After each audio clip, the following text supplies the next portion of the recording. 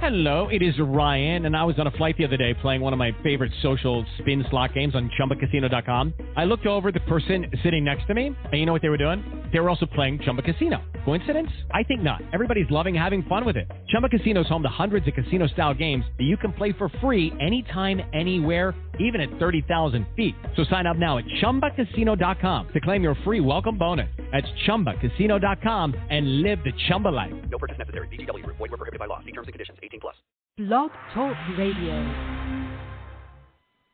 Hello, Blog Talk Radio. This is Michael Edley, Psychic Medium, coming to you live for Two Psychics. Hello, this is Mary Amy coming to you live for Two Psychics. I'm an intuitive wisdom coach, and I hope you join us on Thursdays at 8 p.m. Bye. Bye-bye. Welcome, everyone. Thank you for joining us. What a fantastic night we have for you. Hope you're all tuning in. Have your cup of coffee or your cup of tea, your water, whatever it is. We have some exciting stuff coming up. So I am Michael Edley, Psychic Medium, and I can't wait what we have in store for you tonight. And I'm going to hand it over to my co-host, Mary Amy. She could introduce herself. Hi, everyone. I'm so excited that we made it here tonight. And if anyone tuned in last, the technology was not working. And as an intuitive wisdom coach, I've experienced this before. In fact, doing interviews with Michael. Now, what I do here is I give healing suggestions and I give telepathy guidance.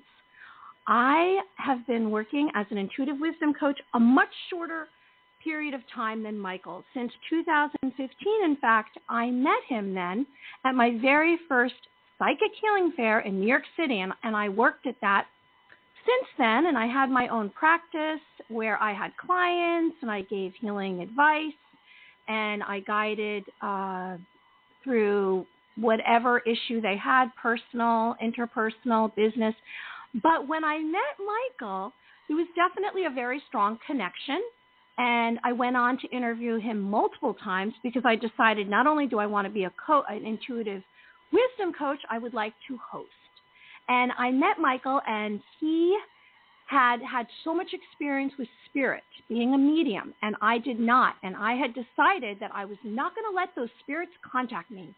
And they had been contacting me when I met Michael for 4 months. Every night they'd come to me, and I wasn't sleeping. And he gave me some advice. Michael, do you remember what you told me? I don't remember the exact words, but I do remember we were both in a large conference. We were a large holistic fair. We were both doing readings, and that's about as much of it I remember. You're going to have to fill everybody. Well, I remember it so clearly because it was the very beginning of this for me, and you did give me such a strong and powerful impression. And being the fact that I know it was about basically embracing spirit, kind of tuning in and allowing your guidance to flow through you. But that's about the basis of what I remember. Well, I said, I'm a little creeped out. I don't know what to do with this. It's one thing about tuning into someone and giving them some intuitive direction and answering questions, but I'm not really comfortable with this whole medium spirit thing and speaking to those who have passed. And you said to me, make appointments and see if it stops. And so I said to them, I communicated with them. I said, okay, well, let's do this at Wednesdays at 1:00. And then it stopped. But I can tell you now, I'm very comfortable with it. I immediately receive communications from spirits the moment I close my eyes. I'm not good with names. I'm great with personalities and what they look like. It's like a stranger coming up into your face. And that's how we met. Yeah, that is it. That's how it started. And the one thing people need to realize when you're working with spirit, it really is on our terms. Spirit does not dictate it. It is a two-way relationship. Well, that's actually a three-way relationship when we have the sitter with us. But we dictate how it's gonna occur, what we're gonna do, and we really need to come up with systems to communicate. We need to come up with a plan, and they will work with us. They are waiting on us to come up with this language of energy so they can easily bring through whatever information needs to come to us. And that's what it is. And the easy way to explain it, after doing this for quite a while, it's almost like a volume knob. And if anybody remembers the old volume knob on our car stereo, on the home stereo, on a radio, if anybody has any of those, hopefully some people are listening to us on that right now. But it's a volume knob, and you turn it up, you turn it down. They're always going to be present to some extent. You're going to feel their presence, but they are not going to infringe on your personal space. I mean, if they have to get a dire message through to you, there are some variables to this, but it really is like a volume knob. And for me, it's a process. As I'm going into my meditation, as I'm preparing for a reading, a gallery, a workshop, I start turning that volume knob up. And it's at our discretion when we want to start raising that volume, and when I'm ready to go into my gallery, that volume's on 10.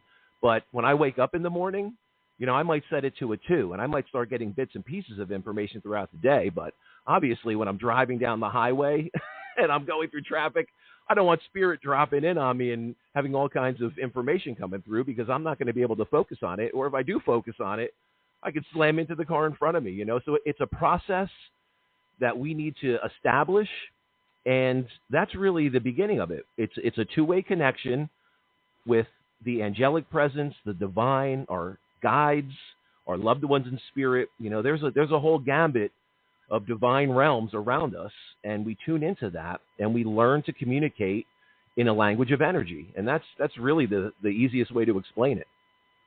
Well, I learned after you and I had that experience where I shared it with you and you gave me direction, because I was new to this.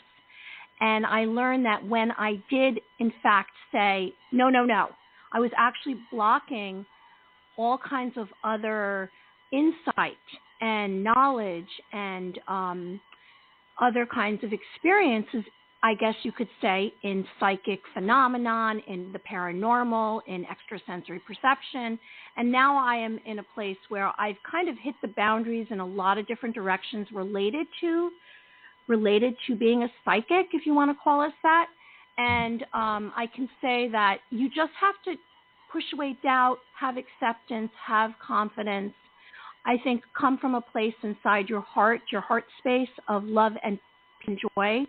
And fear is not helpful in this realm. It's not helpful. And I would like you, Michael, to share, because you really didn't even tell everyone exactly your experience, and when did you first become, I guess a clairvoyant, a medium, and a psychic.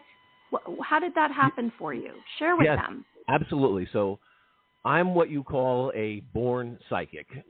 Born medium. As early as I can remember, I think my first interactions with spirit, I was roughly 4 years old. I believe family members tell me it was around 3.5.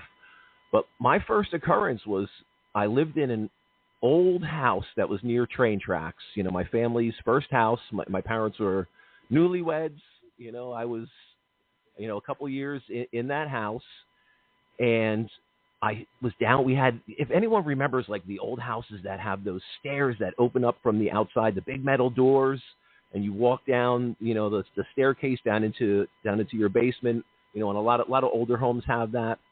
I was, for whatever reason, down in my basement as a small kid. I don't know if I was exploring or what was going on, and I started seeing spirit in the basement. And I started seeing an older gentleman, and at that time, I had no idea that this person was a spirit. I just thought I was, I didn't know if it was a family friend, an acquaintance.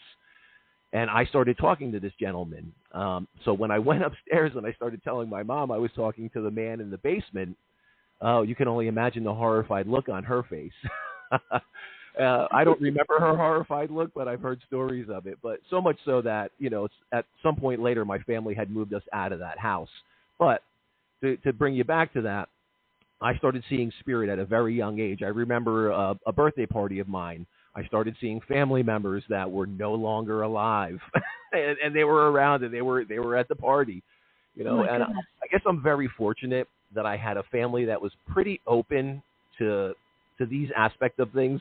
They didn't want to put me in an insane asylum. They didn't want to lock me up or put me into therapy. They just kind of embraced it, and so, okay, something's going on. Well, they did a little bit of research, And I did find out the gentleman I was seeing down in my basement was a man that was killed on the train tracks behind my house.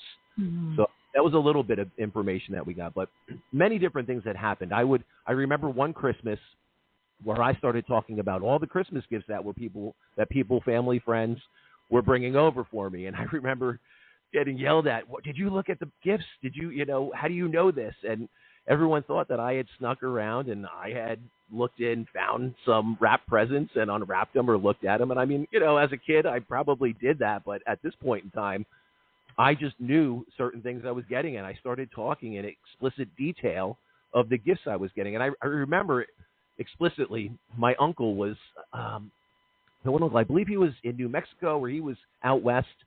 And I started seeing these like marionette dolls, and I just knew that. And I remember telling my mom, "Hey, Uncle Tom is going to be bringing me marionettes back from vacation, or I think he's giving them to me as a gift."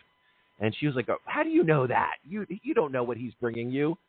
Sure enough, a week later, when he showed up at our house with that gift for me, it was these wooden carved marionettes, and exactly how I had seen them.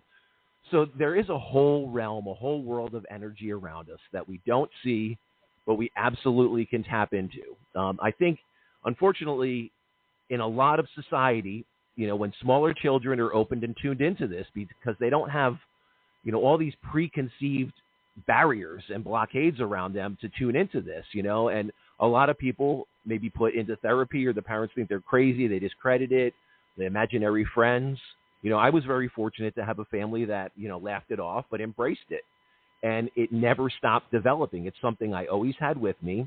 And just to give you a little bit of my background, it's a pretty interesting background. I think I had a background of, a hybrid of spirituality and religion. Half my family, they were Hungarian gypsies. So they had that spiritual lineage. The other half was devout charismatic Catholics. And I say a charismatic Catholic because my grandmother on my mother's side was very big into the saints. She was very big into the angels. If anything was lost in her house, there was a prayer to Dear St. Anthony, and I could tell you within 10 minutes, whatever it was, the keys, a book, the TV guide, and that's back in the day. I'm dating myself now. But, she would find it. And she just instilled this, I guess, this blessing in my life that, there are other realms around us, the angels, the saints, God, is around us. It's a two-way conversation. They want to connect to us. They want to help us. This divine presence that's in us can transcend through us and bring out the best. And that was never discouraged, and on the other side, I had a grandmother who was very prophetic. When she had passed away, I was very distraught. I couldn't make it to her funeral. I couldn't bring myself to go to her funeral, and I felt really bad about it. And the night of her funeral, she came to me, literally like you and I talking now. I started having a conversation with her, and she was telling me it was okay. And I found out, just through family members, she left prophetic diaries of things that were going to happen in the family, and these things, they did occur years, sometimes months later, sometimes years later. And it was just, I would say it was a blessing to have both aspects of spirituality and religion, because it didn't close my mind off to anything. I really stayed an open conduit for spirit, and it's really helped guide my entire life up to this point. So, Michael, we haven't even mentioned what we're going to be talking about tonight. So let me share with everyone. Now that we've made our introductions, I've not really shared with you how I am into do that at a later date. I just would like to share with everyone tonight we are going to cover psychic development. Are you interested in learning about psychic development? Michael is going to give some medium advice. I'm going to do a visualization. And then those who have called in, we're going to take a few callers. Right now we have 13 callers who are waiting. And I'm excited for that. And so I hope you stay with us. And if of course you can't, you can always hear this recording at a later date. But I want to thank everyone who's here with us today on, what is today? January 19th, 2024. And I'm grateful that you came back after last night. We had all that technology difficulty. So, that being said, Michael, are we ready to get on to psychic development? And I'll give some information and history about it, and then you can give us some guidance. What do you think? Absolutely. One disclaimer. So the interesting thing about psychic energy can interfere with electronic devices. It can drain your phone. It can cause lights to flicker. Variations like that can happen when you're dealing with this energy. So don't be nervous. Don't be fearful of that. Just know that is spirit making their presence known, and sometimes our energy can interfere with those devices, and potentially that's a little bit of what happened last night. But we're glad everything's worked out, and we are here for an exciting show tonight. Well, I hope everyone stays with us, and I apologize. It was on my end because of my headset, and then we couldn't get on another episode because it was too quick after the first one. All right, so everyone out there, if you're interested in being what we say, a psychic and a medium, an intuitive, a clairvoyant, I can tell you that you all have these abilities within yourself. It's just that you haven't been practicing them. So together, Michael and I are kind of give you some guidance on these shows, episodes, and hopefully we'll be visiting and coming into your house or home or car or wherever you're listening to us from weekly. So psychic development is really developing your intuition. Now, a psychic has ESP, which is extrasensory perception, and they rely on their clairsenses for information from an outside source rather than normal senses that we use. Psychics practice clairvoyance, which is clear seeing, clairsustenance, clear feeling, and clairaudience, clear feeling. So some other forms of ESP abilities are mediumship, communicating with spirit, channeling, which is a trance-like state receiving communications. Maybe even something as sci-fi as telekinesis, which is moving objects with the power of your mind, or taking an object. Like you might know of someone who's a psychic who works for a detective, or someone is looking for someone who's missing and they can take their object, their possession, and they know things about the owner. They know their personality, maybe their name, where they last were. That's psychometry. Now, we've heard of what's called precogs. Maybe in a film you've heard of it or in a television series. Precogs is having precognition and seeing a future event, which can be, if you want to say, in the past we heard that known as fortune telling. Now, psychics throughout history, ancient times, were known as seers, oracles, prophets, advisors, priests, and priestesses. And they spoke of abilities such as wizardry. Maybe they performed seances where you close your eyes, you sit around a table, you hold hands, and spirit comes.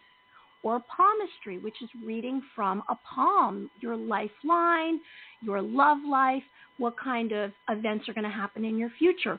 And there was even, and we know about this, astrology, which is reading the stars. Now, all of these abilities say you might have special powers and healing abilities. I don't know if you know this, that the first known psychics were from 4,000 years ago, believe that, and they were known as Sibyl, which is Sibyl.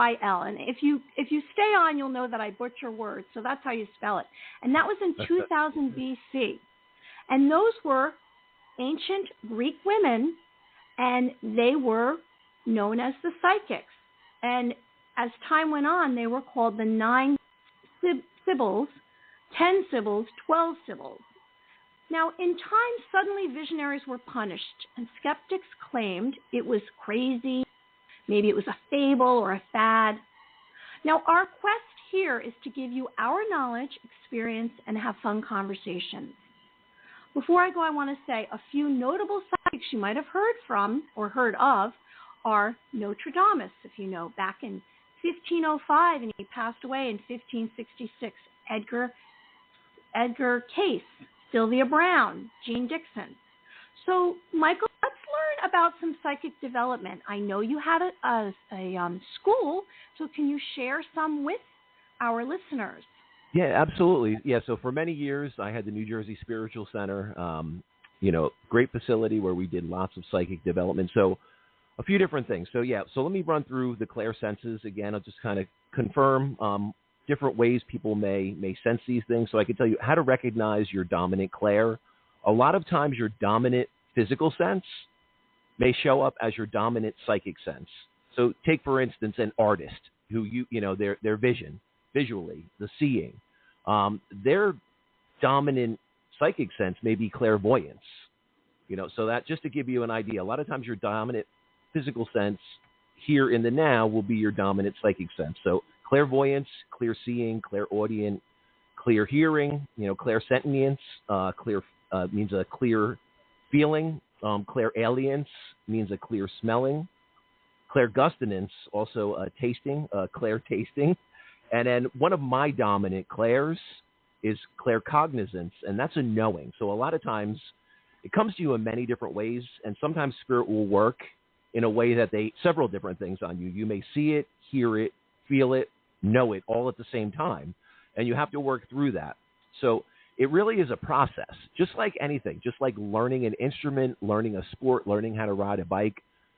Practice develops it, and continued practice will just completely change your life. And it will, for many years, me being born a psychic medium, I never realized for the longest time that I could work with this energy. I could develop a system of language, of signs, symbols, with the spirit realm to communicate. But that's really what it is. We're raising our vibration. The spirit realm is lowering their vibration. And we're basically meeting in the middle, and it's an interpretation of an energy language. So some of the fundamentals, what I would say, some of the very basic principles, which can be life-changing for anyone that wants to get into this, is start to pay attention, really trust. So the first thing is believe that you can do it and trust in the process. Like Mary Amy was speaking about earlier, we have to release that fear. Fear will definitely block this energy. So we have to be open and we have to tune into it. But pay attention to your physical senses. What is your dominant physical sense? Or, when you start practicing, what one easy thing you can do that I think everyone has a deck of cards in their house. If you don't have a deck of cards, you can easily pick one up for, $1 or $2 and start working with it. Shuffle the deck, pay attention to the colors. Is it hearts? Is it spades? Is it diamonds? What is the number? What is the color? What is the card? Shuffle the cards and pull a card. Before you turn the card over and look at it, what comes to you? What are you feeling? What are you seeing? Pay attention to how the energy is coming to you. And when we talk about seeing, you're not seeing this with your physical eyes.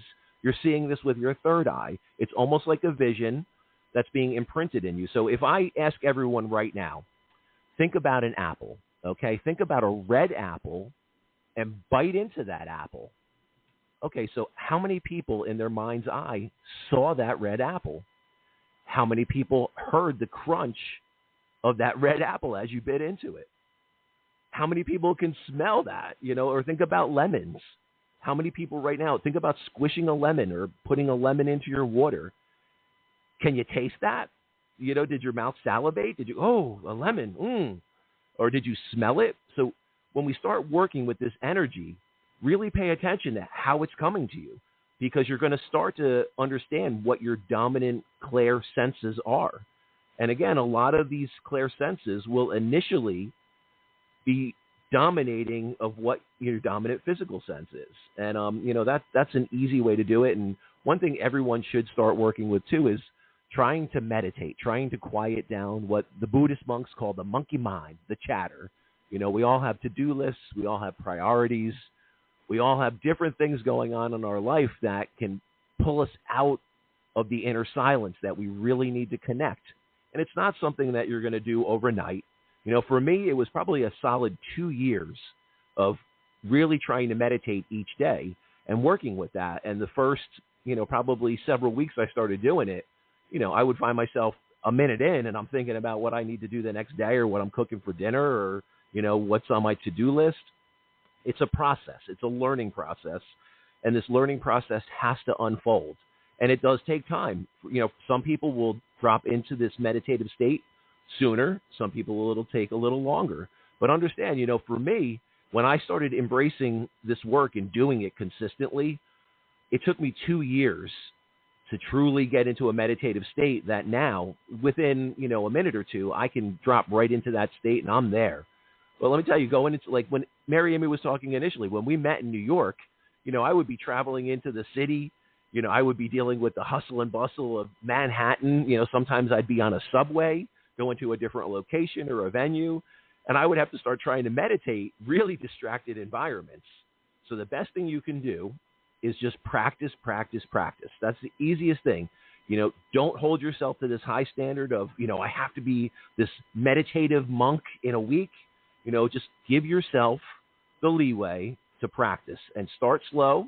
And every day, if you can do it, even, when you wake up, that's one thing that I started doing. Before I would get out of bed, I would give myself several minutes and I would start to meditate, or going to bed. Another thing people can do is start working with some type of meditation music.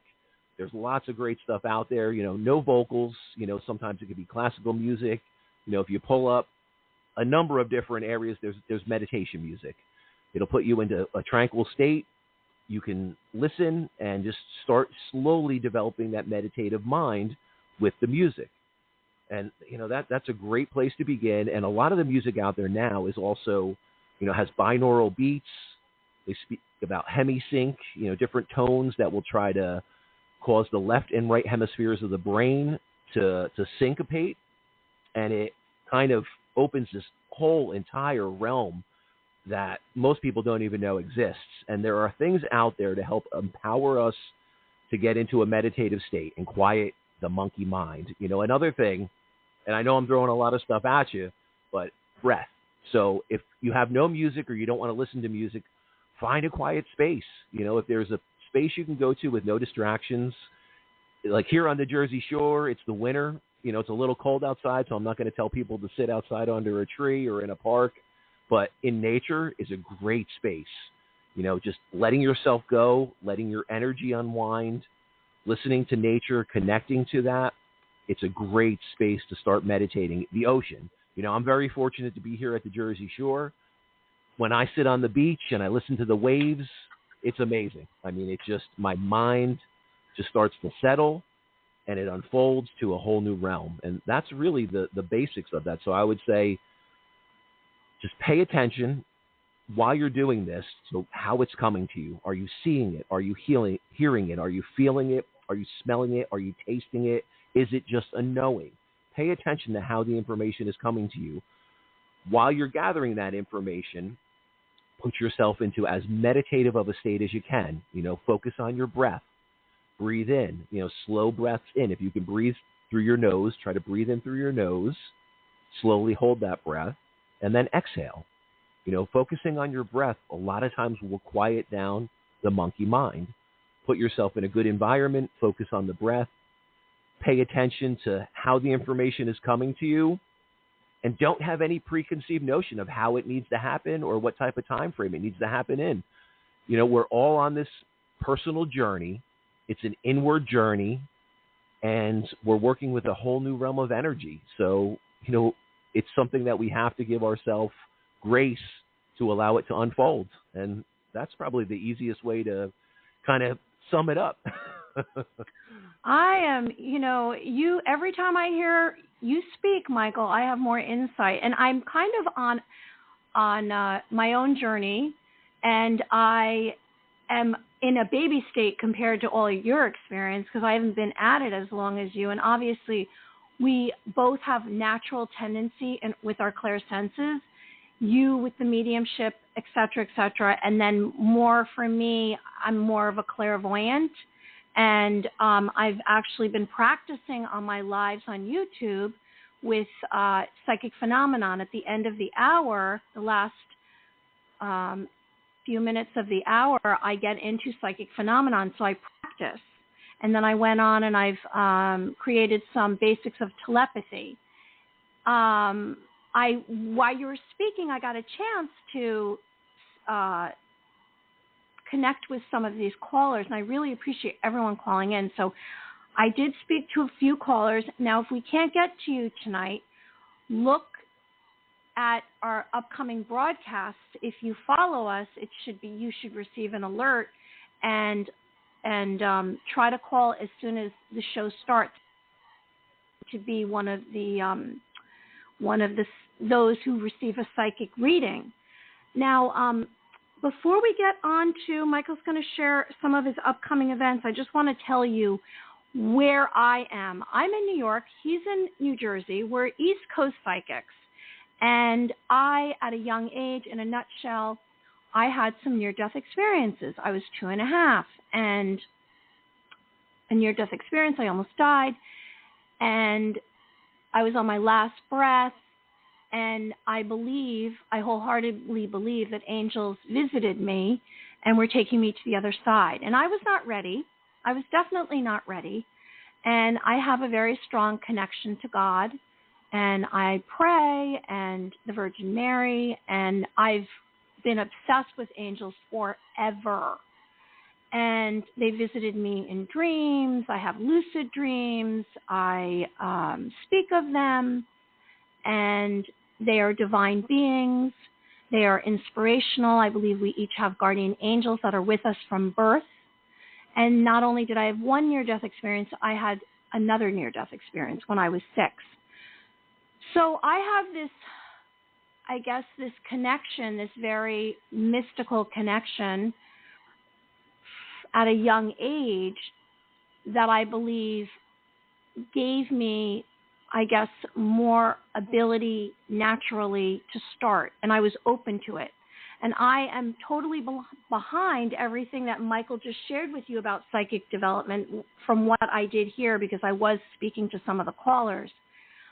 I love that he said nature, spend time in nature, and meditation, because that's what you need to do. If you want to receive information, and it is from an outside source, it will feel like a physical sensation. You have to grab onto it. You can't let it go. Stay in that moment.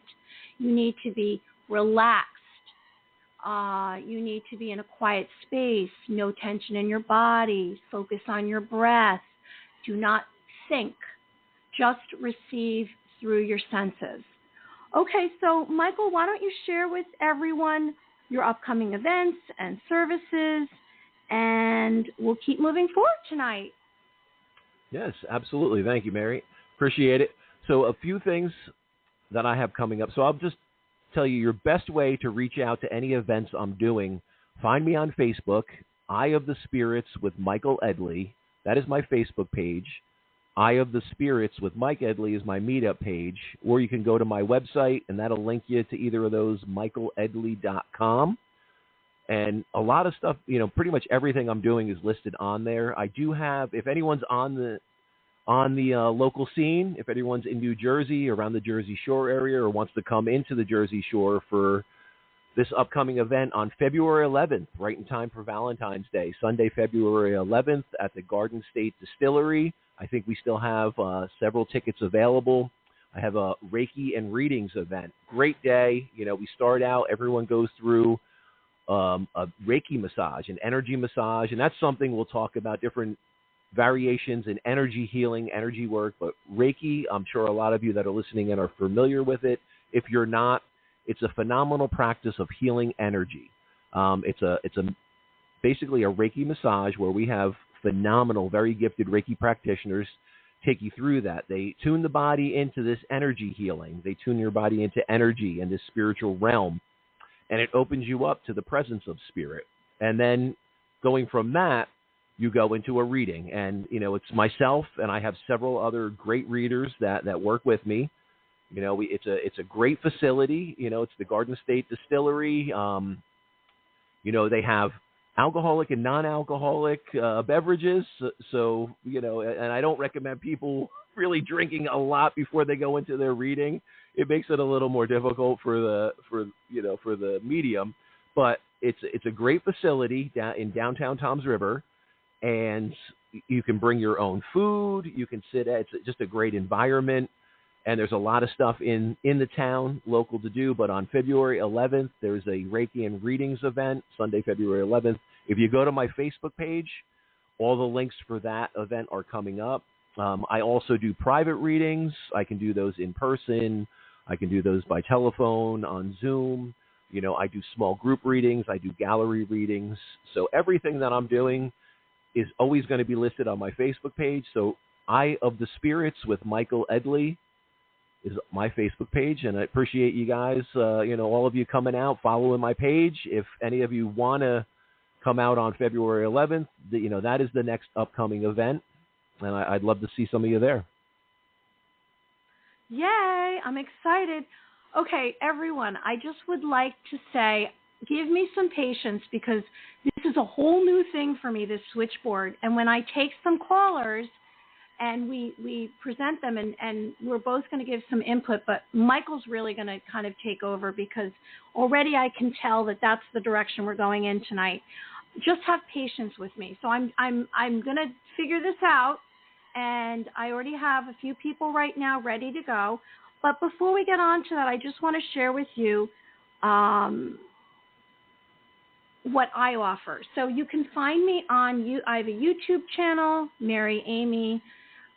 I think it's Mary Amy Official, Mary Amy. You can find me on Instagram. You can find me on Facebook. And I do have a dream journal. And I created this dream journal. It's sold on Amazon. It's called A Personal Diary of Messages, Signs, and Symbols to Guide Me, which is, I think it has room for 100 entries because I believe that your sleeping dreams are vital. They guide you. They give you a direction. You might problem solve while you're sleeping. You might resolve issues that you have that you can't while you're awake. So I suggest you all get a dream journal, whether or not it's the one that I created. Get a composition book on a piece of paper. Write down. The moment you wake up, write down your dreams because there's information. That's for you. Just like we all operate on a specific vibrational frequency. It's like your name, your ID, and that is why experiences happen to you, people, places, and things happen to you. And the more that we do this kind of exercises, practice, whether it's telepathy, psychic development, meditation, the more we're going to raise our consciousness and the more joy and love we'll have in our hearts. So you can find me at YouTube channel, Mary Amy 3101. On Roku TV, I have the basics of telepathy, which is under Awaken, Spark Light, and we will put this, I guess, on our profile. Before we get into some callers, I'm going to share a visualization.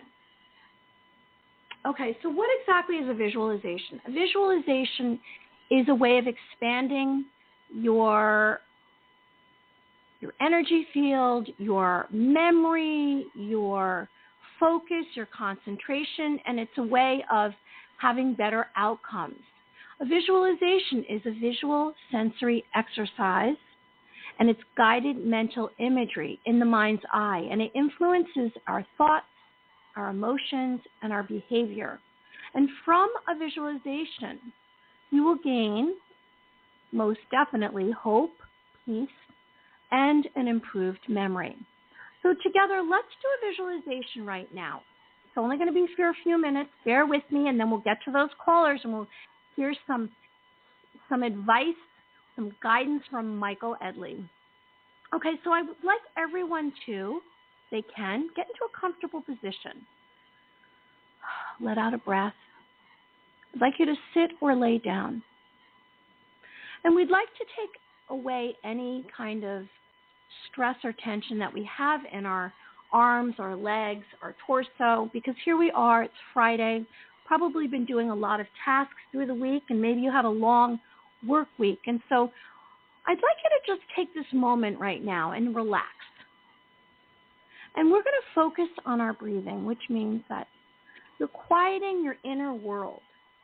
You're slowing your heart rate, your blood pressure, and I'd like you to begin to breathe and relax. And so we're going to visualize, and we're going to use all our senses.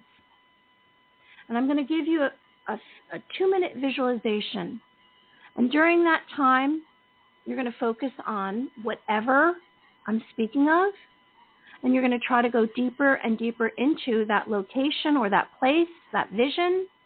And you're going to continue to focus on your breath. And you're going to exhale and release stress. And I'm reminding you to stay in the vision as long as possible. Now, these are baby steps, and we're stretching your clair senses. We're stretching your ability for this inner world. All right, here we go. Saying, let out a breath. So, blessings. Our intention today is to clear away negative thoughts with a ball of glowing light. So let's realize connecting your mind, body, spirit to divine light will shed darkness in yourself and unblock your true purpose and passion. So your ball of glowing light visualization begins now. So here we are, we're finding a comfortable position. We're sitting or laying down, and we're beginning to relax your mind and your body. So I'd like you to breathe out all the old energy. So let's deeply breathe. We're going to take 3 inhales and exhales. So together we're going to do this. Let's do this together.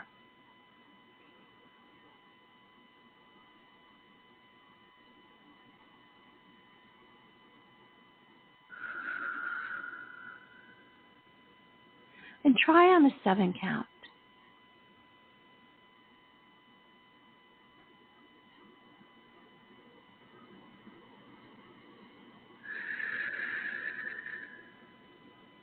And the last one.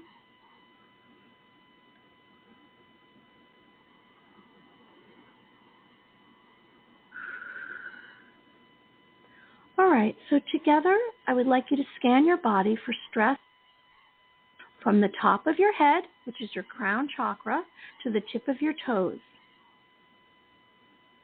Our intention today is to release negative emotions preventing us from our own personal happiness. So what I'd like you to do is, I'd like you to imagine, your eyes are closed, I'd like you to imagine a bright, glowing light in the distance. The ball of light is bold and powerful and energetic. And you see this ball of light, you accept it, you take away any doubt, any fear, you have confidence. And as this ball of light is traveling towards you, all the past nuances in your life begin to depart from your system. Anything negative, anything bothering you, anything stressful, you're letting go. You're just releasing it all. You're putting it behind you. You sense that it is a positive, necessary experience to grow and achieve your goals. So this ball of glowing light is expanding as it's coming towards you. It's becoming more powerful. It's a whitish light ball of light. And as it gets closer and closer to you, you become more accepting of it. And it covers your body, and you feel its protection. It's safe, it's warm, and it's secure. And you're feeling like no one may harm you now. The glowing, powerful ball of light reaches beyond your head and below your feet. It's powerful. It slowly diminishes all old thoughts and past mindsets. It remains surrounding your body and filling your bones, flesh, and organs. You're giving permission to this glowing light to fill your cells with positive light and energy. So I'd like you to breathe out any pain, any anger, any sadness or fear that you're holding on to. Speak of any negativity that you're having. So now there's more room for love. Your heart grows bigger. You have a new awareness of calmness, and you're surrendering to this new feeling of positivity. So I'd like you to stay in this moment right now. And it's acceptance. Maybe you have an I am affirmation. I am powerful. I am strong. I am courageous. And you have a new feeling of positivity. And I'm counting backwards to 1, 3, 2, 1. You may open your eyes. Okay, well, that was the very first time we did this, and maybe moving forward, it'll become easier and easier. All right, Michael, can we take a caller for you? Are you ready? We can, but one thing before we take the caller, I just wanted to say, you speaking about dreams, just Spirit put it on my heart to share this, a little piece of mediumship advice. A lot of times if we're trying to connect to a loved one in spirit, the first place that they may try to connect to us is in our dreamlike state. Our mind is quiet. We're shut down, from the outside noises. We're in that mental space that allows us to connect. So just know, if your family members, your loved ones in spirit, your friends, whoever that may be, are coming to you, know there is a very, very high probability that they are connecting to you in a dreamlike state. So that is a lot of times the first way Spirit will reach out and try connecting to us, especially if we're not in a meditative state in our waking hours, or we're well practiced at meditation and our psychic development. In a dreamlike state, they will absolutely connect to us. That reminds me, so my father passed away 19 years ago, and I hadn't really found this. I hadn't found my whole self with all of this, I guess, spiritual side of me. I always had known people's personalities before they told me. I was very aware. I had this natural ability to understand and kind of think beyond the curtain and out of box. But my father passed away 19 years ago, and we were supposed to see each other a week after his death. So I missed seeing him. And after he passed, I was lost for about 4 months, where I felt like I was in a deep, deep, dark hole. And it was very traumatic, and it was traumatizing. What later happened as time went on, when a lot of my trauma and obstacles were unblocked, I started having dreams with him. And this relationship, I guess, came forward. He visited me quite often because he knew I missed him so much. And a lot of the pain that I had from his passing was released. And it was just positive. So, anyway, that's what happened. It's beautiful. Yeah, and that is probably the foundation for mediumship right there. I would say for a lot of people, it can start in that dreamlike state. And no, your loved ones are trying to connect to you. Those of us that are asking, are you around me? Give me a sign. Send me that penny. Let me see that feather. Whatever it may be. The dreamlike state, don't discredit that, because that is the easiest place for them to connect initially. See, you just add so much. I'm so happy we're here, and I hope everyone stay tuned and keeps coming. We are going to announce it on our social media when we are going to have a show. We did have Thursday nights at a certain time. However, that seems to be a very difficult time to get on air. So I don't know, moving forward, we'll have to see, but know that we will be back. We will. Okay, you're right, Michael? We're going to be back? One thing I do want to do, though, before we open up to callers, I do want to just start off with a small prayer, a small affirmation for our whole group, everyone that's listening.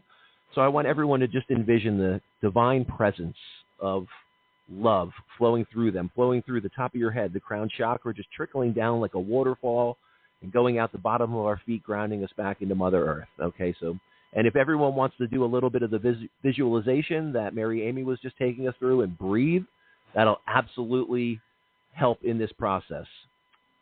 So let's start with this prayer. We call forth our angels and divine spirit to help guide us, protect us, and release us from all that no longer serves us. I ask for our hearts to be filled with wisdom, joy, compassion, and love. May the good within us grow more bright, so we may become beacons of light for others to help manifest the highest and best into humanity. Amen. Thank you. Okay, so here we are on Two Psychics, and we're going to start having some psychic readings. Michael, we are going to ask for questions? What exactly? What you mentioned it before we went on. So I'm a psychic medium. I mean, we can go either way. We can bring up whatever information is going to come through. But what I would say is if people have a specific question, if they're looking for some type of guidance or insight to something they're dealing with in their life, since this episode is about psychic development, we can definitely start off with a few psychic questions and see if we can tap into that energy and see. Now, the one thing, when you're getting psychic advice from anybody, this goes for all our listeners out there, understand that we do have, as humans, we have free will. When psychic information is coming through, this information is going to pertain to if you're doing the exact same thing that you're doing now, day in, day out. You have the same routines. You're making the same decisions. You're in the same emotional state. We do have free will, and this psychic information is coming through for the path that you're currently on. We can change that. And the psychic information that comes through is always for our highest and best. It's, the spiritual realm does not want to bring anything through that is, self-limiting, defeating, is negative. This is truly about bringing out the best positive outcome in any circumstance. And this truly is for our highest and best. So I just want to start off with that small disclaimer. Okay. I think because we have so many callers, and I know we're not going to get to all of them, I believe that you should take note of how long. I mean, when you get going, I know you receive so much information, and some more than others. However, in the case of giving fairness and time wise, just keep abreast of the time as you respond. Okay. That's why I'm saying that the psychic information coming through, we can go through that a little quicker. If we start getting into mediumship guidance and I start bringing spirit through, depending on how deep we go with that can, that could take a little bit. But yeah, absolutely. Let's start it off. All right. So here we go. We have some lovely people here, and thank you, everyone. You're all wonderful. So, Michael, here we're going to connect to. Her name is Erica, and she has a question for you. So let's see if I can get her on. Here we go. All right. What is up, Erica? Hi, Erica. Good afternoon. Oh, there she is. Yeah. So, Erica, if you could just start off and just say your name. I can connect to that energy around your name, hearing your voice, and then go ahead with your question. Yes, my name is Erica, and my question was regarding my mom's citizenship application. I think that it would be awesome to accomplish that, and I submitted her application, but I didn't realize that there was going to be hiccups. She did apply. She did passed her civics test, but there was misunderstandings during the interview. My mom had not filed her taxes for the past 3 years, but I recently filed them, and technically if you get a refund, you have 3 years to file and still get a refund, but somehow that's an issue. So I wanted to know if you see her obtaining her citizenship. I'm still waiting for a final decision, and I didn't know if it's best for me to withdraw the application and then go through a citizenship program instead and get represented that way, or if I should just, roll with it and just kind of wait and see what happens if she gets approved or denied, and then go from there. Okay, so as you start speaking about that, and as I'm connecting to your energy, the first thing that comes to me is the month of August. So I don't know if anything was filed or if there's any specifics and information around the month of August, but that's the first thing that starts coming to me, the month of August. I'm also, so as I'm connecting to your energy, I do feel like the pathway to her citizenship is already open. I feel, so incomplete documentation is something that comes to me, or misdocumented. So I would say whether there's, lawyers around you, and everyone needs to understand, we are not lawyers, we are not doctors. So this is, this is basic advice coming from an energy level. You can take it as you want, but I believe there could be something overlooked. So what comes to me is something in the documentation could possibly be overlooked that could delay the process. But I do see a lot of positive energy around the month of August for you. Does the month of August pertain to anything in particular that you know of?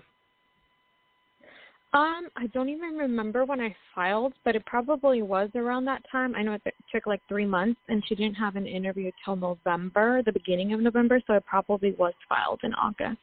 Okay, I just don't recall. Exactly. Okay, so if it was August, I see there's positive energy around that month. So just be aware of that date. If it was filed in August, know that is definitely a positive sign. But I think what you need to do is kind of take a step back from this. Don't be overwhelmed of the energy around it, because there's definitely, in your energy field, there definitely is the sense of fear that it's not going to happen.